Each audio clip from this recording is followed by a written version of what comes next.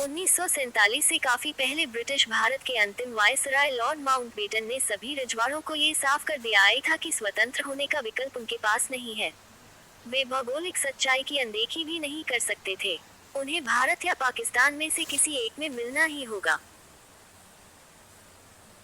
British पत्रकार और लेखक एंड्रयू व्हाइटहेड की किताब ए मिशन इन कश्मीर में कहा गया है कि आजादी के बाद जब पाकिस्तानी मिलिशिया और फौज ने 22 अक्टूबर को कश्मीर पर कब्जा करने के इरादे से आगे बढ़ रही थी, इसके 5 दिन बाद ही आनन फानन में 27 अक्टूबर के तड़के पहली बार भारतीय सेना कश्मीर की ओर बढ़ी और उसे हवाई जहाज से श्रीनगर की हवाई पट्टी पर उतारा गया। माना जाता है कि इस कार्रवाई से कुछ समय पहले ही जम्मू कश्मीर के तत्कालीन महाराजा हरि सिंह ने भारत के विलय पत्र पर हस्ताक्षर कर दिए। हालांकि भारत के अंतिम वायसराय लॉर्ड माउंटबेटन ये चाहते थे कि हरि सिंह को यह विलय पाकिस्तान के साथ करना चाहिए, मगर हरि सिंह नहीं माने और उन्होंने जम्मू कश्मीर की किस्मत लिख दी। जानते हैं महाराजा हरि सिंह की कहानी, जो इन दिनों जम्मू कश्मीर विधानसभा चुनाव प्रचार के दौरान फिर से चर्चा में है। इतिहासकार डॉक्टर दानपाल सिंह के अनुसार जम्मू कश्मीर रियासत के अंतिम शासक महाराजा हरि सिंह का जन्म 23 सितंबर 1895 को अमर महल जम्मू में हुआ था।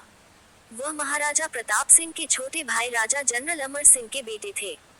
वह 1925 में महाराजा प्रताप सिंह के निधन के बाद गद्दी पर बैठे। उन्हें स्वतंत्र भारत के अंतिम राजा होने का तमगा मिला। दरअसल वो 15 नवंबर 1952 तक जम्मू कश्मीर के महाराजा बने रहे, जबकि रियासतों के अन्य सभी शासक 1948 तक राजा नहीं रहे थे। इतिहासकार एच.ए. सक्सेना की किताब द ट्रेजेडी ऑफ कश्मीर के अनुसार 1925 में सत्ता संभालने के बाद अपने पहले संबोधन में महाराजा हरि सिंह ने कहा, मैं एक हिंदू हूँ, लेकिन अपनी जनता के शासक के रूप में मेरा एक ही धर्म है, न्याय। वही ईद के आयोजनों में भी शामिल हुए और 1928 में जब श्रीनगर शहर बाढ़ में डूब गया तो वह खुद दौरे पर निकले और मुस्लिमों जनता की मदद की। डॉक्टर दानपाल सिंह के अनुसार महाराजा हरि सिंह ने यूनियन जैक ब्रिटिश झंडे को हटाने का आदेश दिया, जो सभी सरकारी भवनों पर फहराया जाता था। ब्रिटिश सरकार ने इसका विरोध किया, लेकिन वह पीछे नहीं हटे। बाद में वायसराय के व्यक्तिगत अनुरोध पर उन्होंने ब्रिटिश ध्वज को केवल रेजिडेंट के आवासीय भवन पर फहराने की अनुमति दी। बाल विवाह पर रोक, दलितों को मंदिरों में प्रवेश कराया। जिन्ना की मुस्लिम लीग का किया था विरोध। महाराजा हरि सिंह को 1931 के बाद से अपने शासन के खिलाफ कश्मीरी विद्रोह का सामना करना पड़ा, जो शेख अब्दुल्ला के नेतृत्व में घाटी में एक जन आंदोलन बन गया। उन्होंने जिन्ना की मुस्लिम लीग का उनके 2 राष्ट्र सिद्धांत का विरोध किया।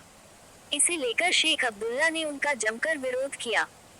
महाराजा हरि सिंह को लॉर्ड माउंटबेटन ने बहुसंख्यक आबादी के मुस्लिम होने और पाकिस्तान से भौगोलिक रूप से करीब होने के आधार पर पाकिस्तान में शामिल होने की सलाह दी, मगर महाराजा हरि सिंह को ये बात नामंजूर थी। उन्होंने अपने राज्य का भविष्य तय करने के लिए कुछ समय मांगा। वह जानते थे कि पंडित नेहरू और शेख अब्दुल्ला जम्मू कश्मीर के भारत में विलय के पक्ष में थे।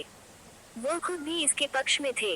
डॉक्टर दानपाल सिंह के अनुसार कश्मीर के भौगोलिक हालात को समझते हुए हरि सिंह ने भारत और पाकिस्तान दोनों के साथ स्टैंड स्टिल समझौते की पेशकश की, जिसे दुर्भाग्य से भारत ने स्वीकार नहीं किया।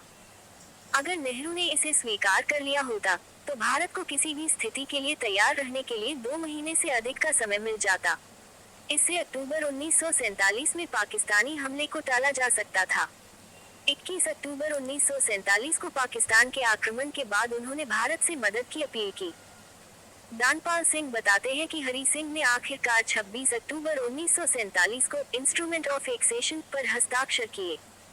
इसमें जम्मू कश्मीर, उत्तरी क्षेत्र, Ladakh, trans Karakoram tract, PoK और अक्साई चिन शामिल थे। अगर नेहरू ने महाराजा की बात मान ली होती तो शायद आज कश्मीर समस्या नहीं होती। पीओके पर पाकिस्तान या अक्साई चिन पर चीन का कब्जा नहीं होता। निचली जातियों के लिए खुलवाए मंदिर। महाराजा हरि सिंह ने 1931 में दलितों के लिए मंदिर खोलने का ऐतिहासिक फरमान दिया।